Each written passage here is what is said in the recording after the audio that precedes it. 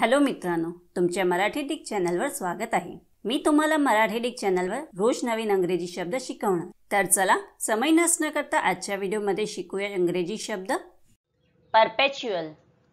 परपेच्युअलचा मराठी अर्थ शाश्वत, चिरंतन, सततचा, निरंतर, अनाहत, अविरत, अखंड, सदोदित होणारा, त्रासदायकपणे पुन्हा पुन्हा घडणारा किंवा कायमचा कटकटीचा होत आहे। परपेच्युअलला आपण वाक्यात प्रयोग करून बघूया। पहिला वाक्य आहे शी इज अ परपेच्युअल स्टुडंट।